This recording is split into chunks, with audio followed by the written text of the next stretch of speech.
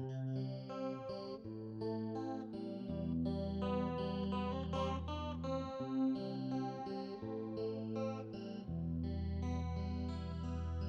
à toutes et à tous. French Elixir, qu'est-ce que c'est? Donc comment est venue la genèse de l'idée?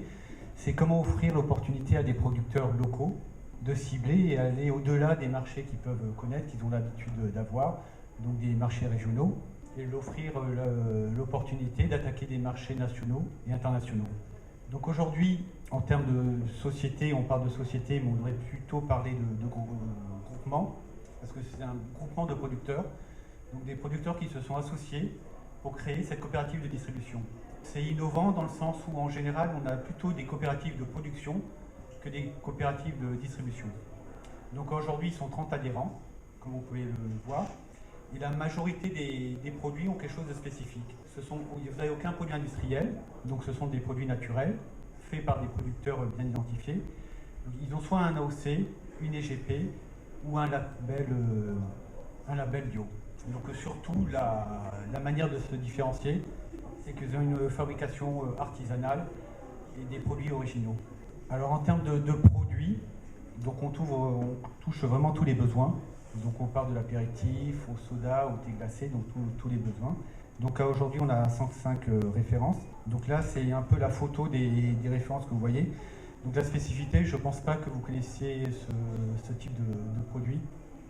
Alors notre marché, là, c'est intéressant d'aborder ce thème-là. Donc à l'origine, ce regroupement a été fait pour viser les professionnels. 80% de notre marché est en B2B et 20% en B2C. Donc B2B, ce sont tous les métiers de bouche, les cafés, les hôtels, les restaurants, les traiteurs. On a travaillé avec un fabricant allemand qui nous a développé un Q-Keg. Ce sont des fûts recyclables, des fûts de tireuse de bière de 30 litres. Où là, ce sont des fûts en carton avec une poche en PVC à l'intérieur qui sont complètement recyclables. Donc, comme je vous ai dit, notre typologie de clientèle. Donc, voilà un petit peu la répartition du chiffre d'affaires pour étayer ce que j'avais dit auparavant. Alors, on a innové aussi dans le sens où on a un site de vente e-commerce. Donc, les professionnels et les particuliers y acceptent pour passer leurs commandes. Donc là, c'est un peu nos moyens de communication. J'ai oublié de vous dire en présentation, on est basé à Rennes et c'est un petit peu l'objet de notre venue aujourd'hui, c'est qu'on veut avoir une présence sur Paris et sa région. Donc voilà, là c'est le type de flyer qu'on peut avoir. Alors avant de passer aux questions, je vais vous présenter une vidéo qui est assez parlante pour avoir l'état d'esprit de chaque producteur et de chaque produit parce qu'on est dans cet état d'esprit.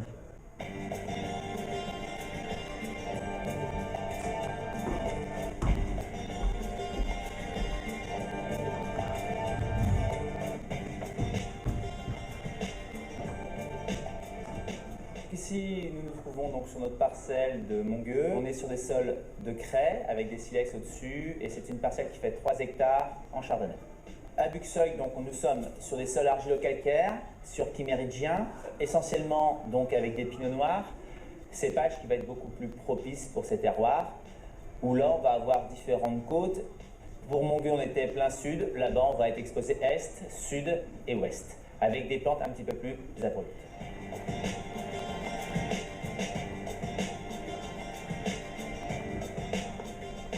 La particularité donc, de mon domaine, c'est la bioinamie. La bioinamie, c'est une exigence supplémentaire à la bio.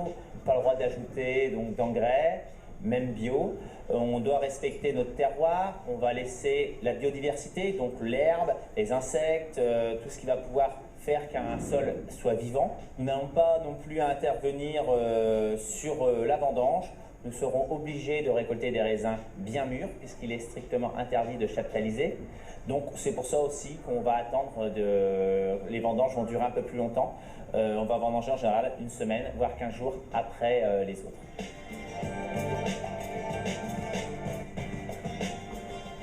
Nous n'avons quasiment pas d'intrants possible pour lutter contre les maladies. Donc le meilleur moyen, c'est de demander à la plante de le faire pour nous, de s'autodéfendre, en ayant une surveillance régulière, en comprenant les besoins de la vigne, On va faire une tonte, on va pas la faire, on va attendre pour les vendanges, on va goûter, on va jouer avec le vent, nous avons une petite brise, on va jouer avec le vent justement pour aérer bien les raisins, pour éviter de mettre des produits inutiles. Le vent va très bien travailler, va assécher l'humidité, donc on n'aura pas de problème de maladie. Donc c'est vraiment de l'observation et de la compréhension de notre vigne et de notre terroir.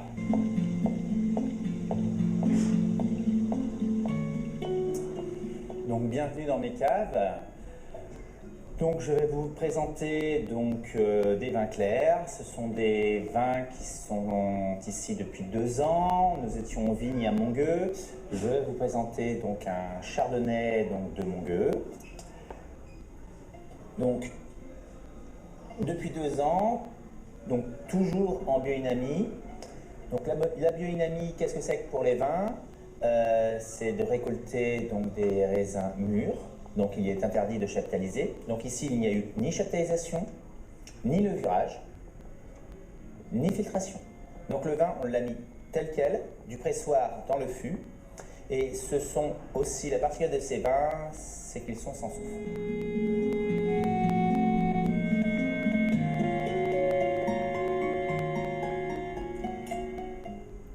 Je mets les vins en fût, non pas pour leur donner un boisé. Je mets les vins en fût pour qu'ils continuent de vivre, d'avoir des accords avec l'extérieur. Cet échange entre le fût et l'air ambiant va permettre au vin de continuer à s'ouvrir et de vivre. Le vin, il ne faut pas oublier que le vin est vivant. De la manière où je travaille, on a une corrélation entre la vigne et les vins. Si on commence à trop intervenir, on va basculer les vins, on va les stresser, tandis que là, l'objectif toujours, c'est juste de les surveiller et les accompagner. C'est un vin qui s'est vraiment bien ouvert, qui est rond, qui est gras, avec une puissance et derrière toute cette finesse de Mongueux et cette élégance qui va permettre de vous enrober la bouche. Il sera bientôt temps de le mettre en bouteille, c'est une vraie merveille.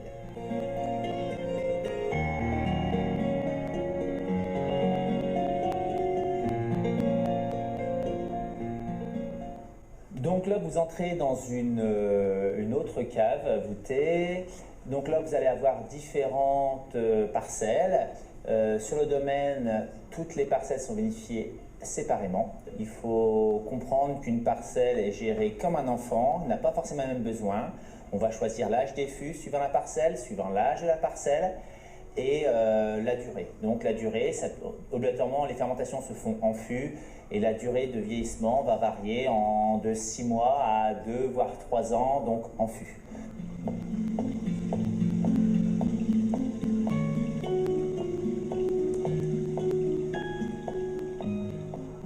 Maintenant, on passe au moment de plaisir. Donc, je vous présente donc mon champagne Rose Désir, donc qui est un extra brut. Le champagne est issu d'un assemblage de pinot noir et chardonnay. Pour la partie pinot noir, donc on a une partie de vinification en rosé carbonique, une partie de vinification en macération. À peu près 70% des vins sont passés en fût et on a ajouté une petite touche de chardonnay. C'est un rosé où on peut se permettre d'attendre un petit peu, qu'il se réchauffe. En tout cas, c'est comme ça que je le préfère. Les notes vont évoluer. C'est un nez franc direct tout de suite qui s'ouvre sur des fruits rouges, fraises des bois. C'est très frais, c'est très gourmand. La bouche est fraîche, délicate, droite. Toujours cette fraise, un peu de framboise. C'est très gourmand, avec une bonne matière. On retrouve l'élégance du chardonnay, la structure du pinot noir, le fruité du pinot noir.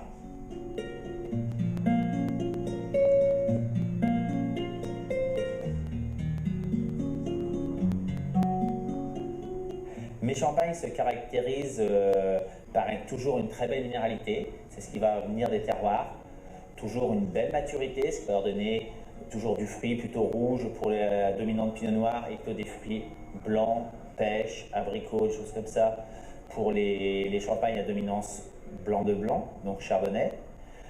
Pour les plus vieux millésimes, on aura plutôt des tendances briochées. Mais ce qui est important, c'est toujours une belle fraîcheur, de la gourmandise avec les différents arômes et toujours une très belle harmonie entre la bouche, le nez et les différents arômes. Ce qui fait qu'on a besoin souvent de très peu doser les vins. Donc l'essentiel de ma gamme est non dosé, ou extra haute.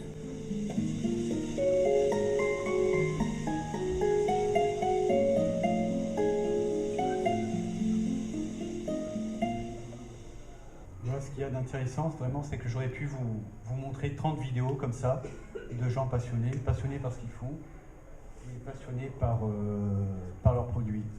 Donc si vous avez des questions, n'hésitez pas.